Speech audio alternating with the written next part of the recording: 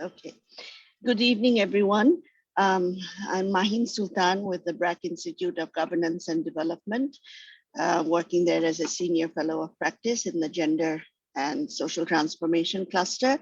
I'm very happy to welcome you to this webinar this evening on governing COVID-19 in Bangladesh, realities and reflections to build forward better.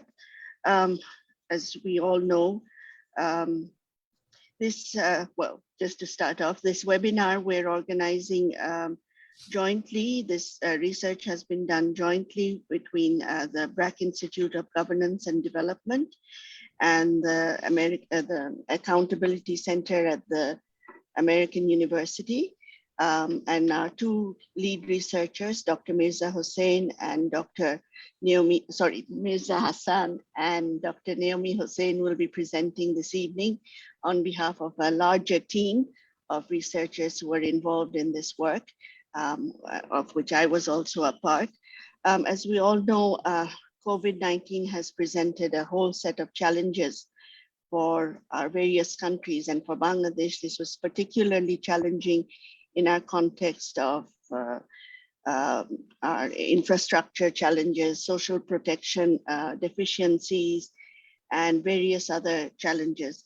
So we took the opportunity of doing an overall review of the different challenges that were faced in the first year of the pandemic, and to look at how the government has responded to the crisis, what were the challenges, what were the lessons to be learned, so that we can provide constructive recommendations for policy and program.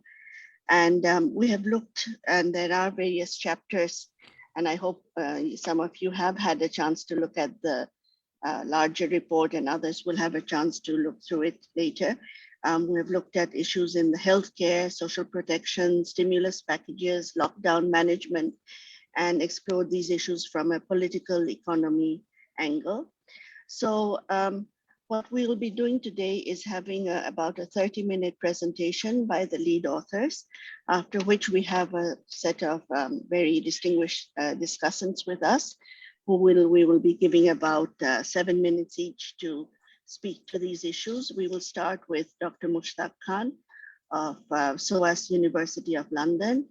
After that, we will have Professor Habibullah Khondokar, who is at the Professor of Social Sciences at Zayed University in UAE.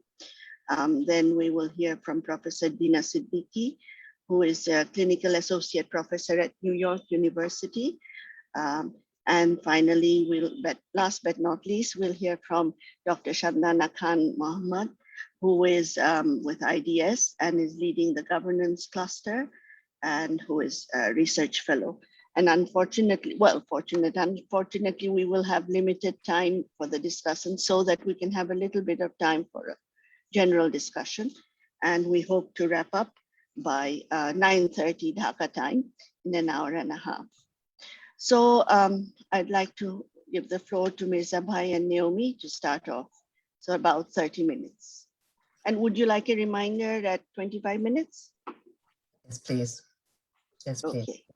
So thank you so much. Thank you so much, Mahinappa, and thank you in particular to these discussants. It's we think of the State of Governance report, the BIGD State of Governance report, as an opportunity to discuss and to think more deeply about the governance issues and challenges facing Bangladesh. And this year it seemed inevitable that we had to look at COVID. I should say a moment about the State of Governance report, which is that I'm not from BIGD myself, I'm from the Accountability Research Centre, but I worked with BIGD back when it was the Centre for Governance Studies, Centre of Governance Studies, for the first State of Governance report in Bangladesh, which was in 2006, and Mirza Bhai and I worked together on that. So we're coming back, the band is coming back together, if you like, many years later for this new report. Thank you so much to the COVID Collective and to FCDO for financing this work, and to the fantastic research team. And I'm going to try and change the slides. This is the full research team, and I will tell you a bit more about some of the individual contributions to the report later.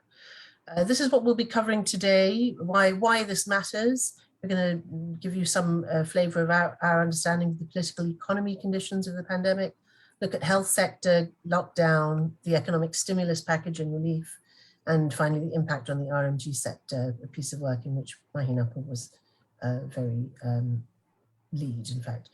And we're going to talk a bit about what we think the implications and recommendations of this are within the limits of what we know about the politics and governance and the health capacities of Bangladesh. This has been no surprise to anyone that we know that COVID has been an unprecedented test of institutions, of government and social policy all around the world, including in the very richest, most powerful and most supposedly advanced institutions.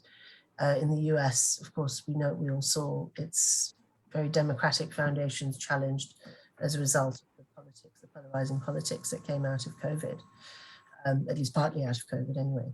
For Bangladesh in particular, it's very clear that COVID-19 has endangered its quite impressive human development achievements and also shown up the grotesque weaknesses really of the health sector, despite gains in recent years.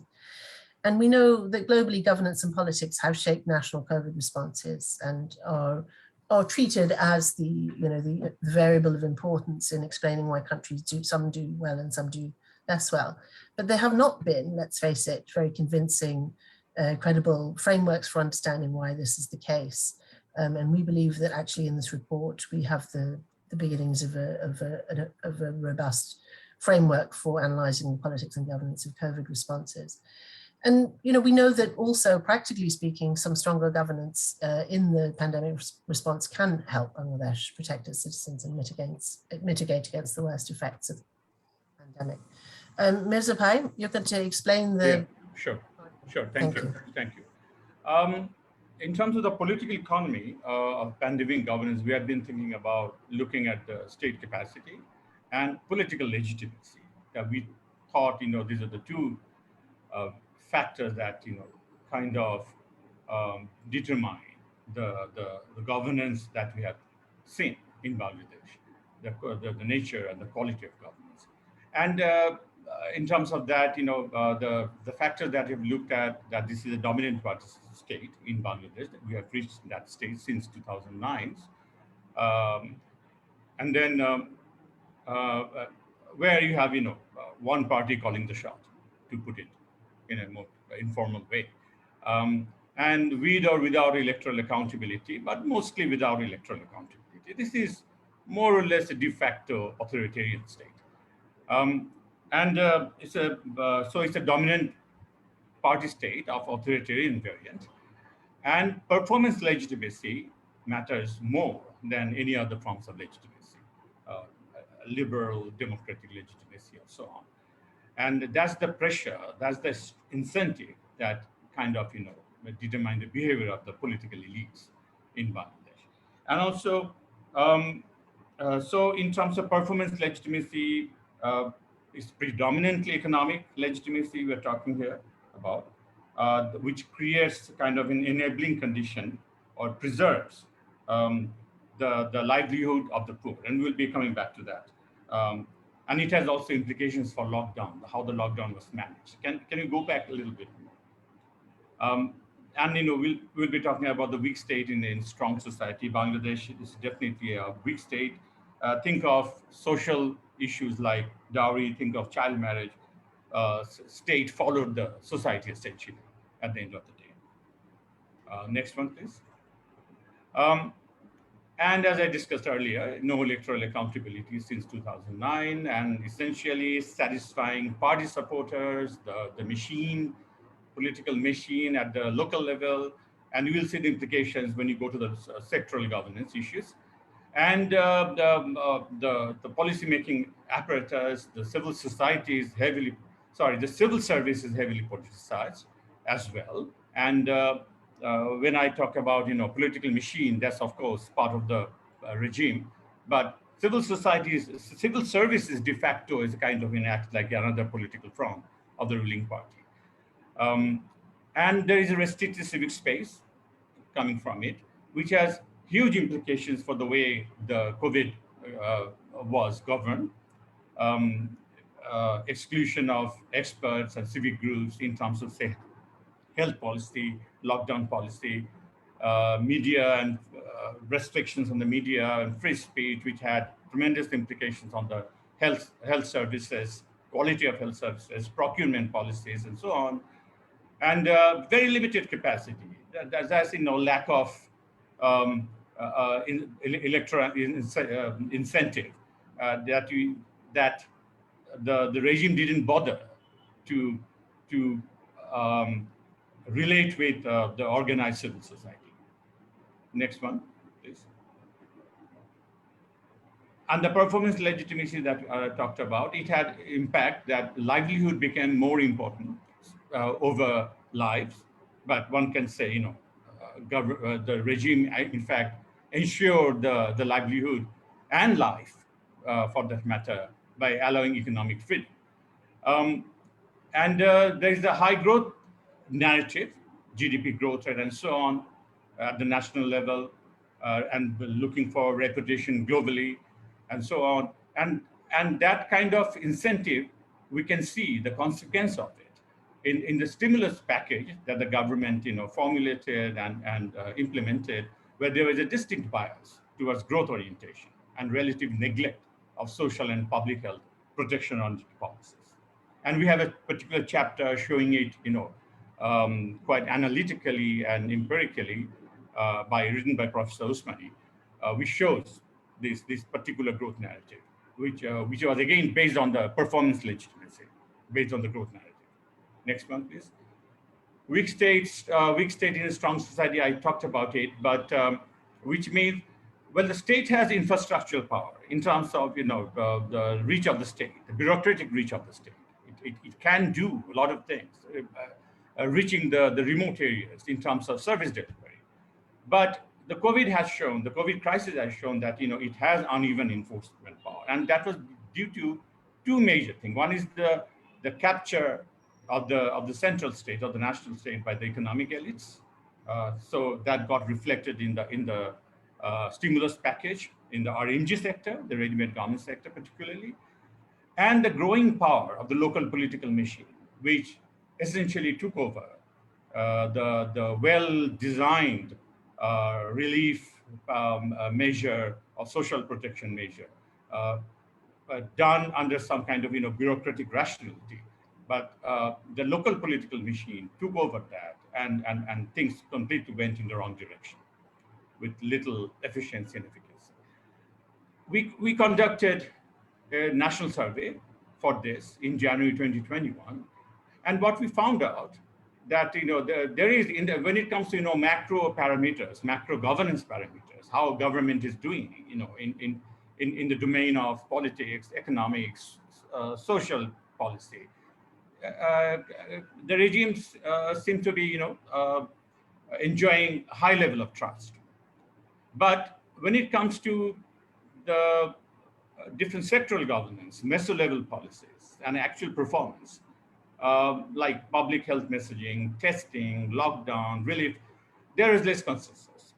Citizens were much more critical, and there is mixed opinion on that. So there is a kind of, this kind of not a connection between the meta governance, the perception about the meta governance, meta performance, and the specific performance with regard to certain sectors. Next one, please. So in the health sector governance, all these parameters and assumptions that I've been talking about, it got reflected in actual performance of the health sector governance. Bangladesh lacked policy framework and infrastructure for pandemic response. The health system is grossly under-resourced, and public health messaging was effective. In general, people knew about what needs to be done in terms of protecting one's health, but people didn't trust the statistics in terms of number of testing, the number of deaths and infection and so on. And preparation was centralized and got more centralized. It became centralized with the Prime Minister's office, because at the end of the day, when things became dysfunctional, a lack of coherence and so on, things were not working, the Prime Minister's office had to take over. And overall, there were non-transparency, especially with the health services, especially with the procurement policy and so on. And there is, allegation of large-scale corruptions with the health sector particularly. But one wonders, with this experience, whether this regime or this government or this state will, post-pandemic, will enhance the quality of governance. One can just only wonder, because elite learned in a very shocking way, in a very rude way, that they need to have first-class, international standard health services. Okay, and they couldn't find it. I mean, they had to go to any hospital, any public hospital with not so good services. So there could be a kind of elite realization on that. Next one, please. You can see the data here, the comparative statistics. Bangladesh has done really, really bad when it comes to testing. Well, whatever, these numbers are based on some official statistics. I mean, one wonders, what actually really happened, because the official statistics really didn't reflect the actual performance. Move on, please. Governance of lockdown is very interesting. What we found out through our survey that people were fearful of virus. They wanted some kind of lockdown, but the problem was official communications were very confusing and inconsistent, and throughout 2020. Got slightly better probably in the 2021 context. There was a public consensus that lockdown would be viable if people receive relief. So if you feed me, then tell me to stay at home. If you don't do that, don't tell me. Okay, at least allow me to earn my living. And possibly government heard that, and eventually the lockdown policy was kind of that kind of consensus. Okay, fine. Since we are not going to feed you, give you proper economic support. Okay. I would actually, I mean, in de facto, I would allow you to work, to go outside, although there was an official lockdown and so on. So that kind of, tacit understanding became what Mushtaq Khan might say, political settlement. As part of the deal, officials, army, police enforced very lightly, knowing people that, people needed to eat. And there are very interesting anecdotes and so on that. And with the 2021 lockdown, the most recent one, I mean, it was just a joke. It was just, ritualistic compliance with the process, with the policies, with the safety protocols, and so on. But in reality, nothing happened, and people knew that. Both sides were happy at the end of the day that lockdown doesn't mean much in Bangladesh, and people have to go out and fend for themselves. Next one, please. Governance of the relief program.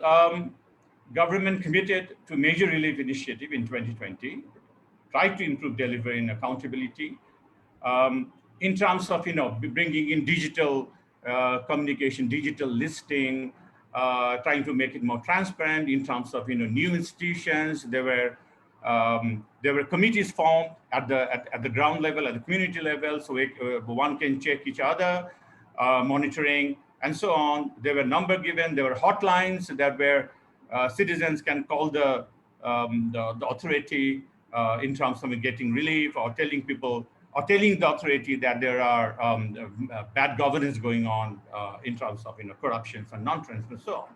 But at the end of the day, nothing worked. Information about entitlement was limited. It didn't reach the citizens. Beneficiary selection delivery process were opaque and unaccountable. And as I mentioned earlier, digital complaints and communication measures at the end of the day proved ineffective, because the political economy of the local political machine taking over. So at the end of the day, the digital technology the different kind of institutions that were created for monitoring and cross-checking, self-governing some of them, but didn't work. And the old-fashioned political economy caught up with the process. Next one, please. The stimulus, I mentioned that, as I said, there was a bias. About 80% stimulus package was geared towards growth orientation with the large-scale business, and with the protection oriented, it was merely 20%.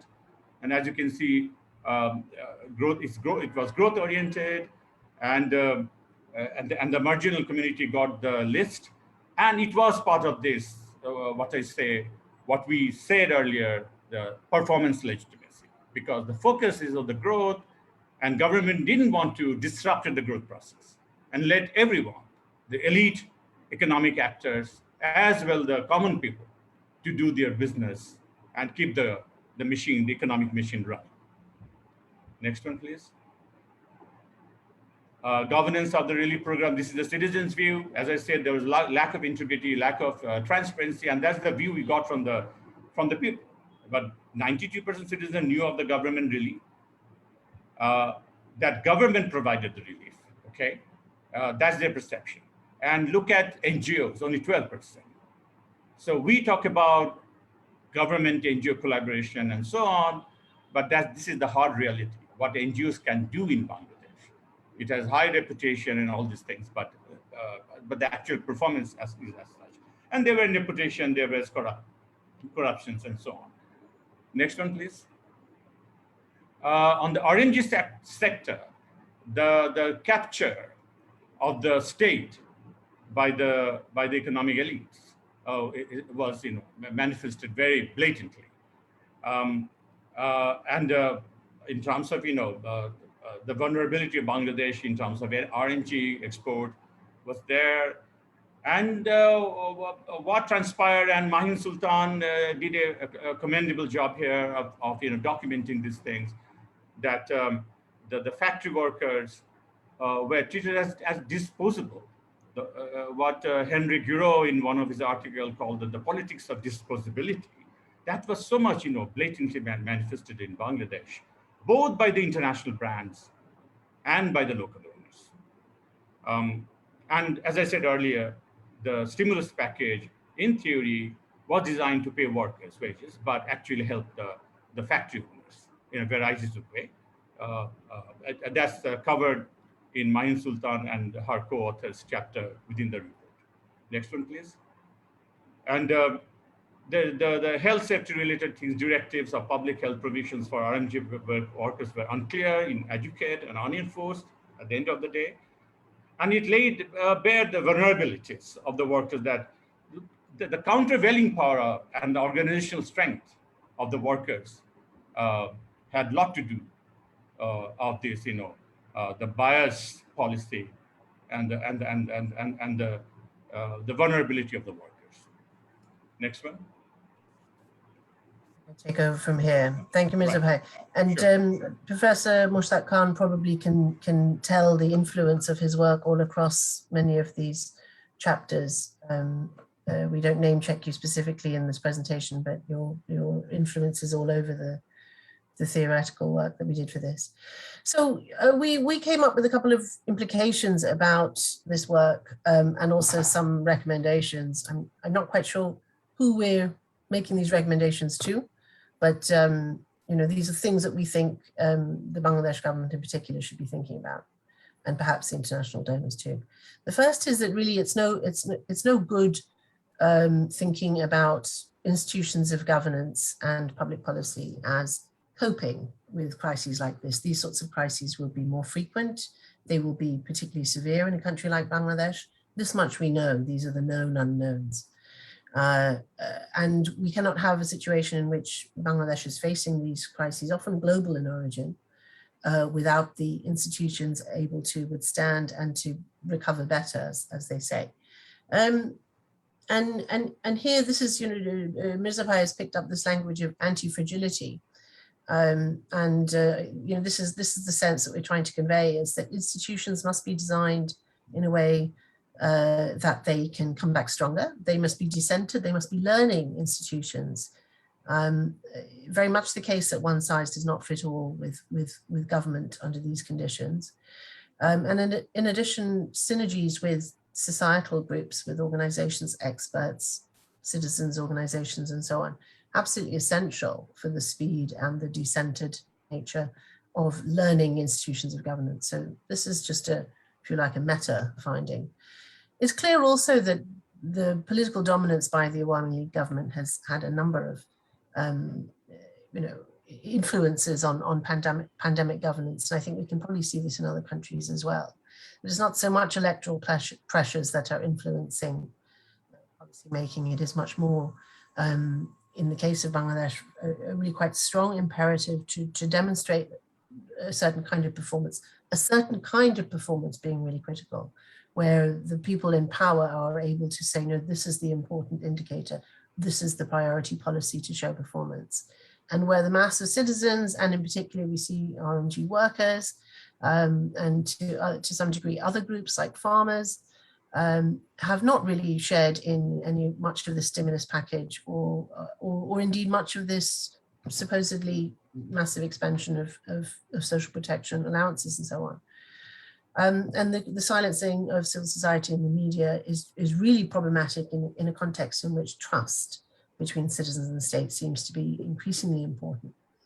It's the case, though, in Bangladesh, nevertheless, that broad societal acceptance is quite vital to overall policy direction. And as Mirzabhai said about the lockdown, there was this sort of tacit agreement that we'll call it a lockdown, but we're all going to go out and work because otherwise we're going to starve, and we know you're not going to feed us, whatever you're saying. There were some people that we interviewed who thought that, at the very beginning of the crisis in April, May 2020, they said the government should be able to deliver food to all of our houses if we're stuck inside. And there was a belief in the state capacity to do that, which is a sign, I think, of the way things are changing in Bangladesh. People do expect things of their government. So it'd be interesting to see how that works out. We had some recommendations, and they're grouped into 3 headings: build on what we already do well, building on our successes, fill the gaps, and really reform institutions so that they are more anti-fragile. We have this long history with crises and disasters. We have a long history of successful state-society partnerships and space for social innovation. It's quite clear that we need to do more to bring scrutiny and criticism back to public policy in Bangladesh. Our most successful decades of human development and growth were all these much more open periods where there was much more policy dialogue and much more accepting scrutiny of public policy. Not to go overboard with that, we were never like we were never Brazil on that front, but we had much more space and many more dissenting voices, and policy was probably overall better.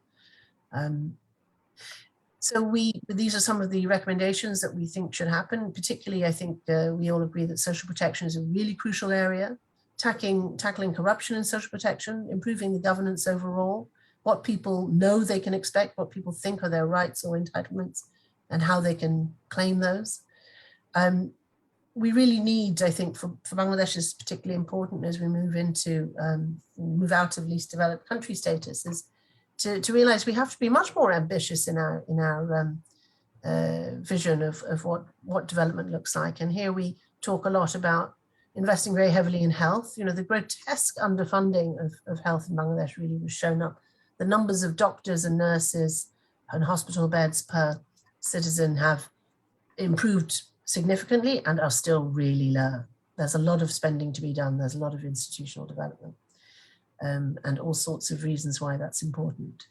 We've said already that this is a really important area, is this need for anti-fragile institutions. Among other things, functioning systems of feedback, empowered local government. None of these things are out of the reach of this current government.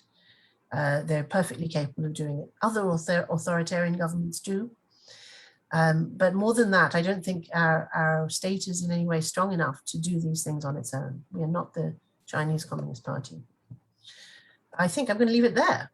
And thank you very much for listening. I hope we haven't gone on too long. And I look forward with some trepidation to your comments. Thank you very much, Naomi and Mirza Bhai.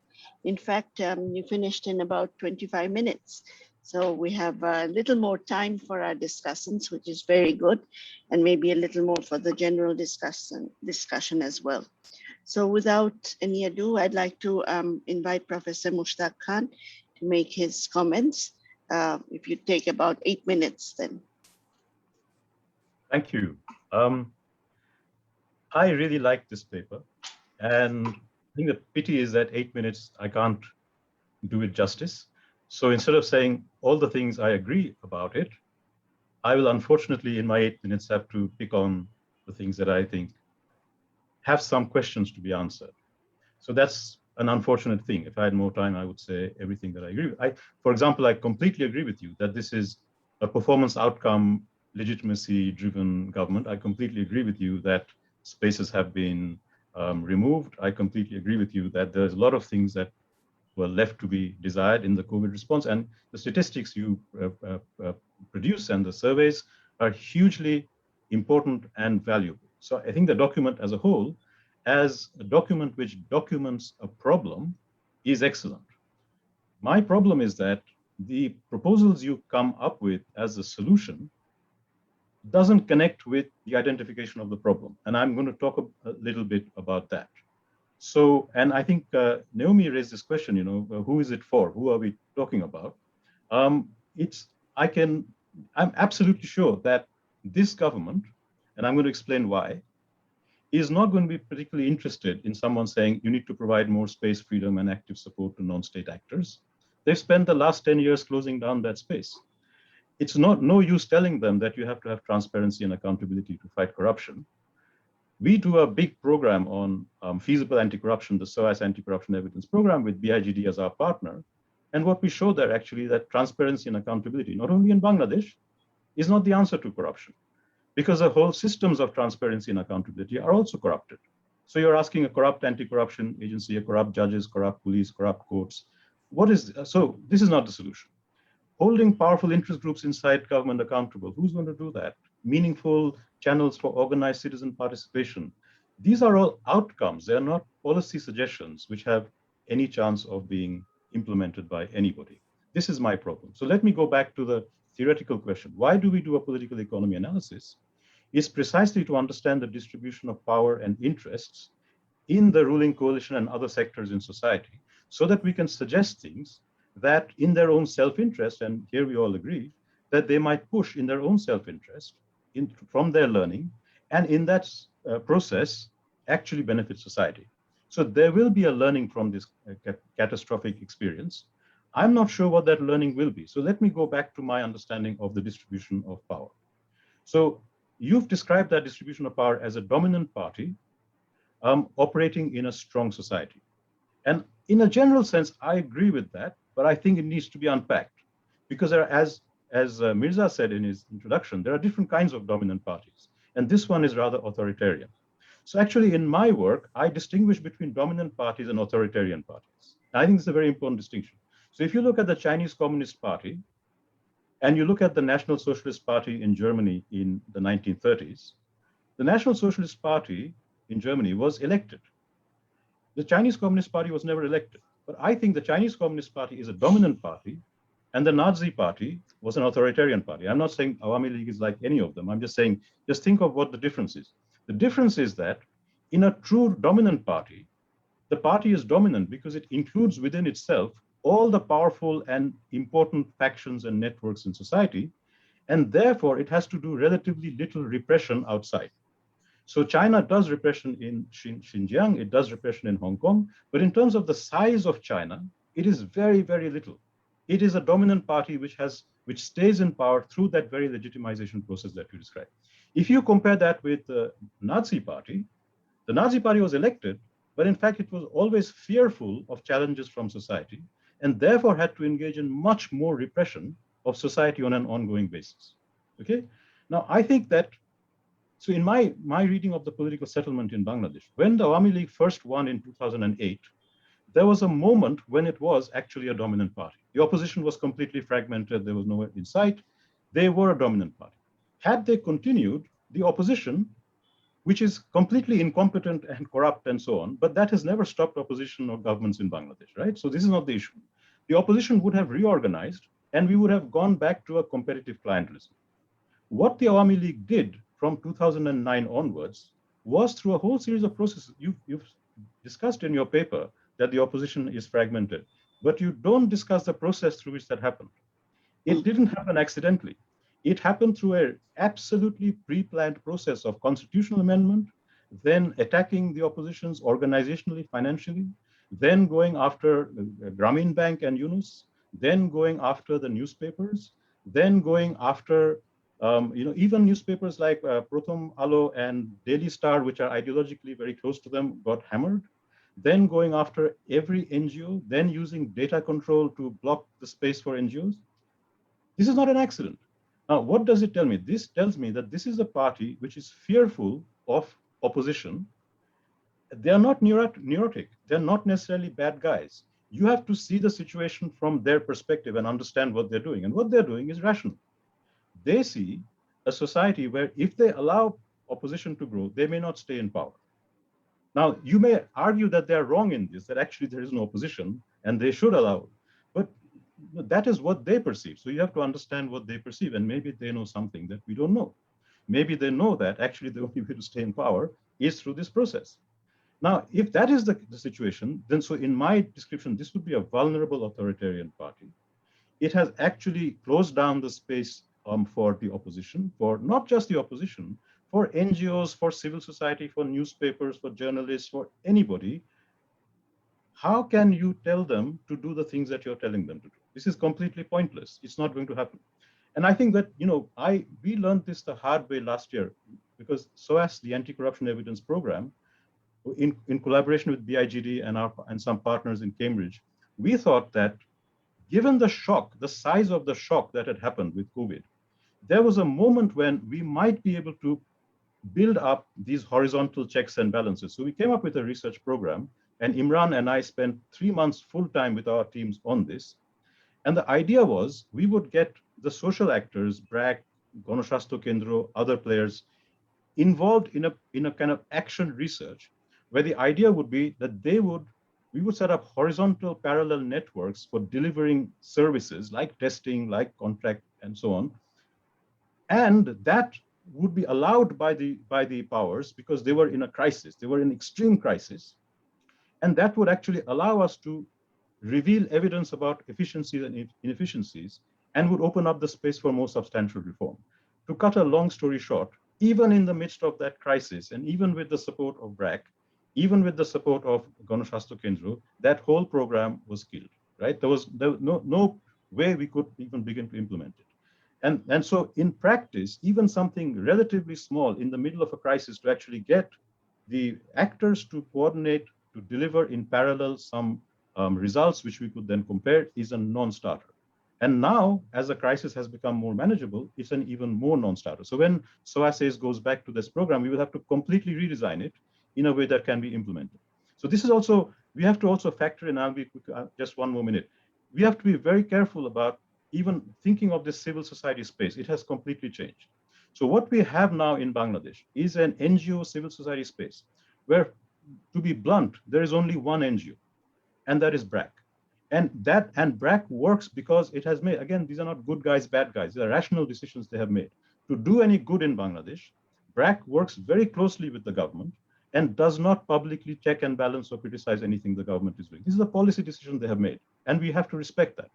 Okay, so even BRAC was not very keen for us to be engaged with Ganashastro and all this in some kind of, horizontal checks. Ganashastro told us, this is a very good idea, but they have blocked our, lateral test in a bureaucracy. You want us to participate in it? It's not going to happen.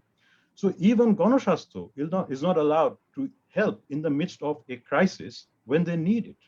So I am extremely pessimistic about this strategy. I think what we need to go back is to the drawing board and think of, given this kind of power configuration, and I would describe it as a vulnerable authoritarian party facing not a strong society, because strong society gives the idea of a good collective action.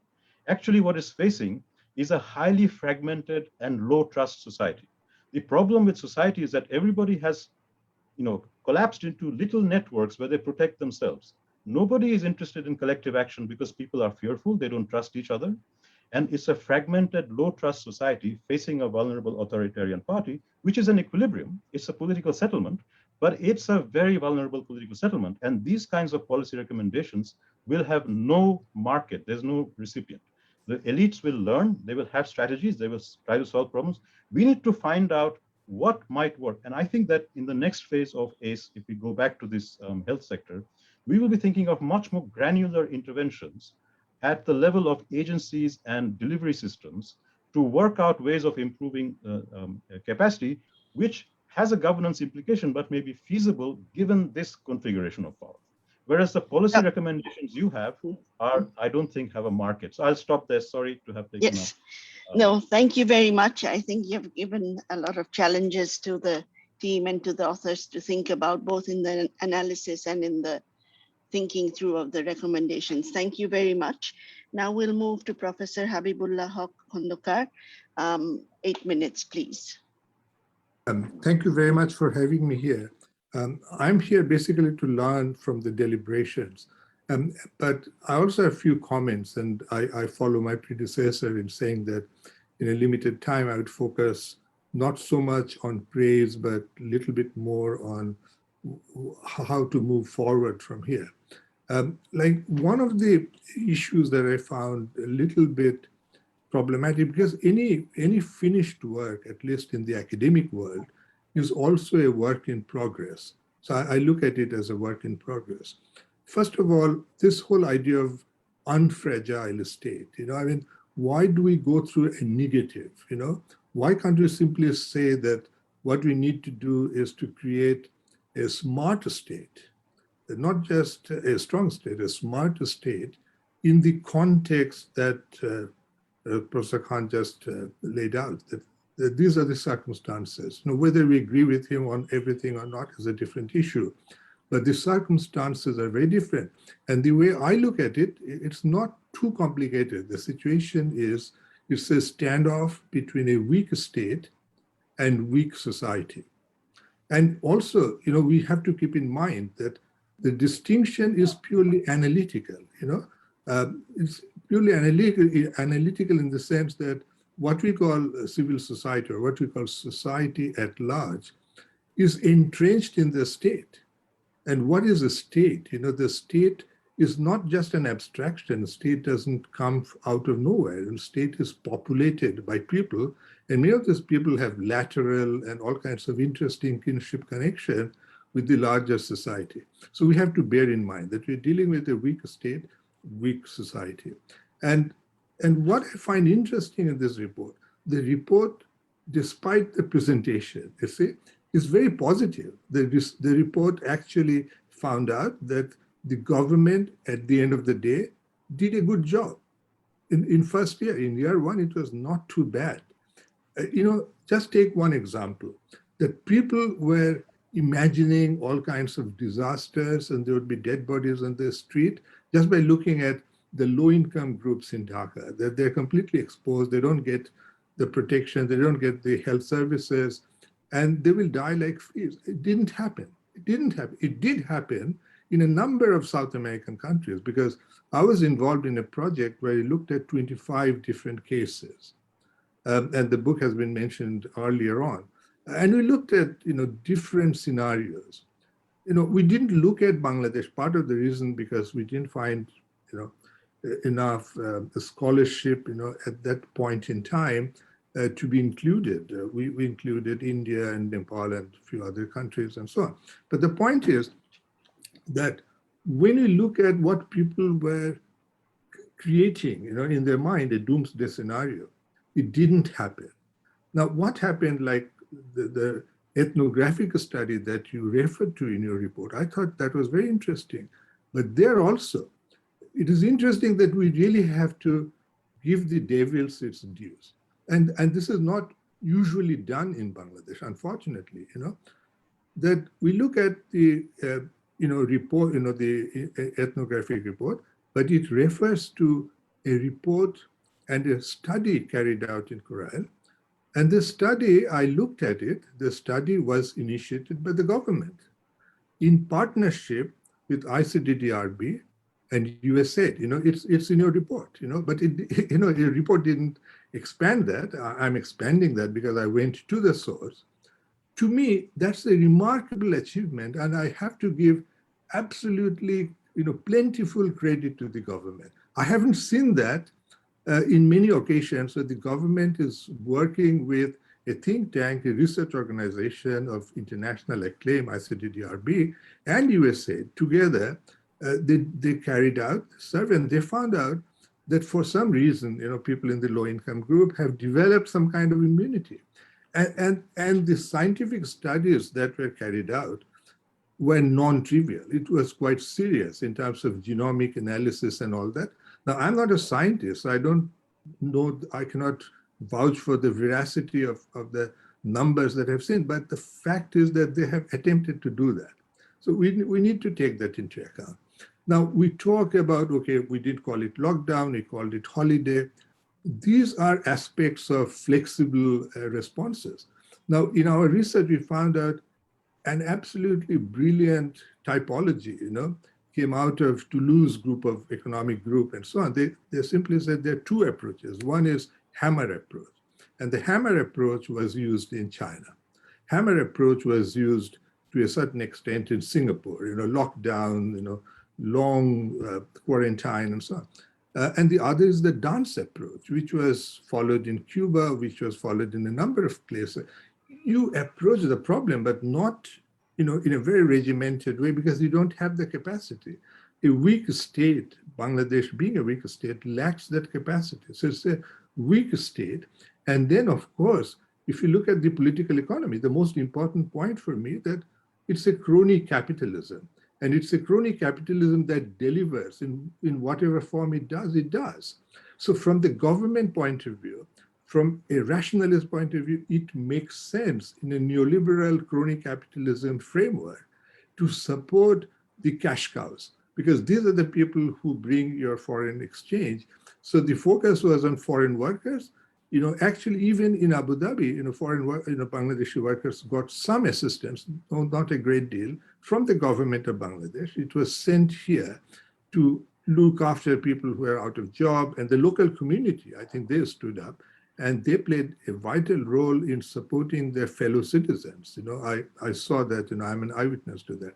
So these things happen. So we really need to broaden the discussion of governance by including and what I learned, from Dr. Mushtaq, the brilliant analysis, that you really have to look at it from the government's point of view. That for them, these are the right things to do, that you need to impose lockdown, but don't call it lockdown, call it holiday, ease into the situation. Later on, they use the term lockdown. So you can give it a positive spin to all that, but what would be interesting to look at the unintended consequences of the response and as we move forward. I fully agree that this, for the first time, the elites of Bangladesh have seen the medical services in Bangladesh up close and personal. In the past, they would just catch the flight. I was in Singapore, I was hosting, BNP elites, Army League elites, bureaucratic elites. They all came to Singapore. And now they could not, because they could not fly into Singapore, they could not fly into Bangkok.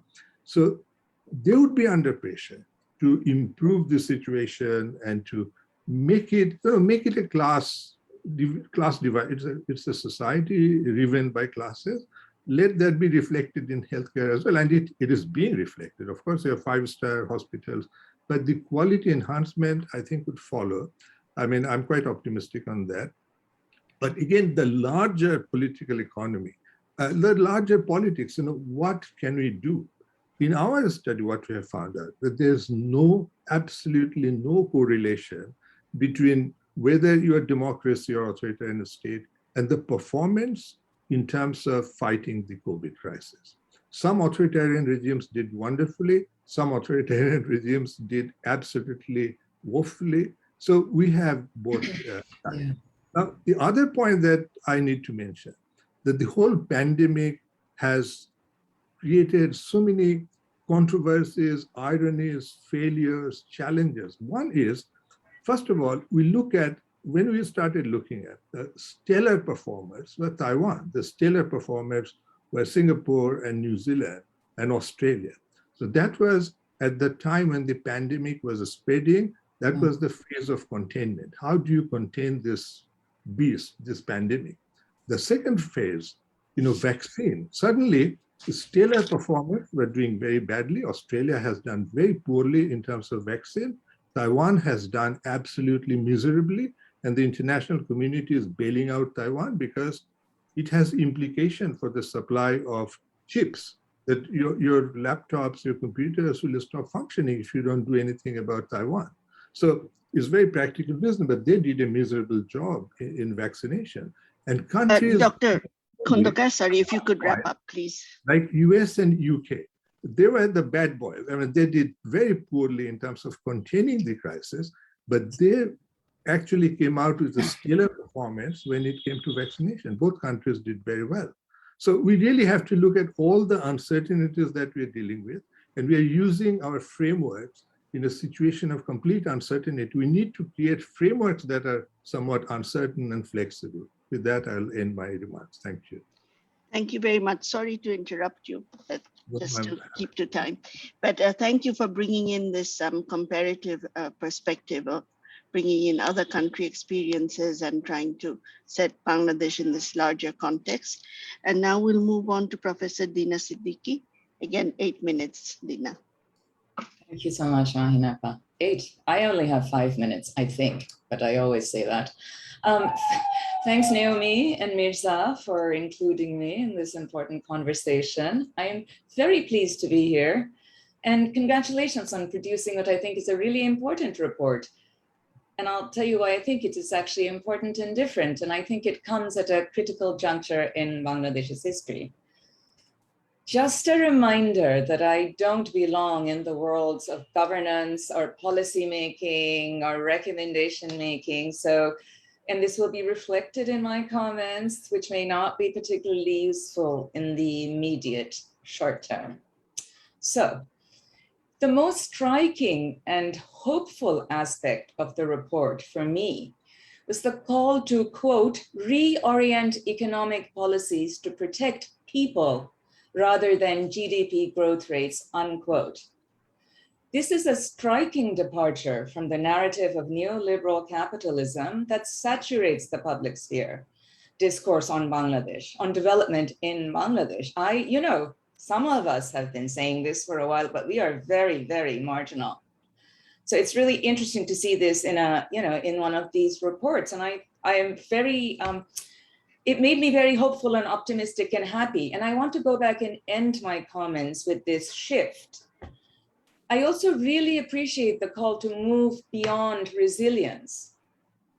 I think resilience itself is a very double-edged concept, and critical development scholars have called out the language of resilience because what it does, it celebrates agency of communities and individuals, but it effectively places the responsibility or the burden of surviving crises on those individuals and communities. So we can say, oh, isn't it wonderful the people in Korail managed to survive? Yes, they had to, but should they have been, did they really need to go through whatever they went through? I don't know. If Bangladesh is supposedly a middle income country, should they have had to have those kinds of resources? But more important than that, I think this language of resiliency obscures the economic and political systems that produce those crises and the people making the decisions for those crises. So again, I'm telling you, I really liked this report. I have some things I want to add to it, but I really liked it because I think that getting away from a certain kind of language, in this case, a very neoliberal language, is really important, because if we don't see why these crises happen, if we're just so happy to celebrate the fact that people manage to make it through, the crises will happen again, the system will flourish. So we need to move on. So I really appreciate it. I don't know this the anti-fragility book, but I understand, I think, just from the word itself, that it sounds like a very good idea to think in terms of permanent solutions, long-standing solutions, what we might call sustainability, rather than in terms of these short-term, oh God, we've survived another crisis. Isn't it great our people are so resilient? What does that mean, our people are so resilient? I'm really very, very cautious about this language. Third, I think the call for decentralization of power could not come sooner, of course. And of course, everybody from Ershad and everybody else has been talking about it. What does that mean? And I wonder if we can be more capacious in our thinking about decentralization. Development planning and development trajectories in Bangladesh have really focused on the urban, have been very Dhaka-centric. If you look at a spatial map, and last year, I think the emptying out of cities during the lockdown was very symptomatic of one of the big problems with development. There were a couple of cities, people rushed to the cities, emptying out. And I know the difference between city and country, whatever, is really blurred, but putting that aside, there's a real problem with the imagination of, the spatial imagination of development. I think we need to really target right now. And I didn't see, somebody mentioned, Naomi did mention farmers at one point, but I didn't see, I've only read the 2 chapters that I was sent. I didn't see anything on the rural sectors, on agriculture in your report. So it's very urban centered, and in a sense, it reproduces the urban centeredness of what we think of as development, that we need to perhaps, I just would like your thoughts on that. So my next point is about, and I think I will agree with the previous 2 speakers, it's about the state and political arrangements. And I'm very happy that I think it's certainly time to call out the present regime for its concentration of power and authoritarianism, whatever you want to call it, and for the political patronage on which it thrives, which it seems to have taken to all new levels. I understand that. But I'm not sure calling for a more competitive political system will necessarily solve the problem. And I say this sitting in the US with the world's most dysfunctional 2-party system, as yes, I see a lot of nodding heads. It's just made a complete mockery of managing COVID. I mean, this country, yes, I have the shots, but this is supposedly the greatest, democratic, richest country in the world. So it's really not, I don't think it's about the state, the kind of state system, and as has been referred to, with respect to public health outcomes, places like Vietnam and China have done much better. They really have, and we have to think why. I think the state, in its multiple institutional manifestations and guises, is trying to juggle with a lot, is doing more than performative legitimacy, which of course it's got to do. It's it's supposed to be a democratic system, so it has to do that. But here I was struck by one of your key messages under, health sector governance, and Tinku mentioned it, Mirza mentioned it, and Habib Bhai also mentioned it. It's about the elite in healthcare, and I'm going to read out this sentence because I couldn't stop thinking about it. Quote, "The COVID-19 pandemic has the potential to increase political commitment to health, as influential elites have been affected by the weakness of public health provisions," unquote. Very important insight, right? But it's very revelatory. It reveals the logic of the distribution of state power and why the state invests where it does. The implication here is that the state's primary accountability is not to the people in some abstract democratic, liberal democratic capitalist theory sense, but it is to those who are most reliable, are essential for supporting the state's saying in power, right? So these policies are not necessarily, some policies are, I'll come to that, but most policies are not necessarily organized around the idea of general welfare. And I don't think we should be grateful that the elite are suddenly waking up and thinking that. I think we need to change the whole way decision-making happens. Policy is driven by elites. I think we all understand that it's a capitalist system in which benefits flow to where power and money are concentrated. And we know, how am I doing for time, Mahinapa? I have just a couple. Sorry, I was just listening intently. So 2-3 more minutes. Acha, the lines between state and capital are so fuzzy thanks to the garment industry in particular. We've seen that in the distributive logic of these stimulus packages, which are called stimulus packages. They're not called social assistance. They're not called subsidies. They're already embedded in this language of growth. They're not meant to help workers. They're meant to prop up the industry. And I think, again, a regime change would not make a substantive difference to the outcome.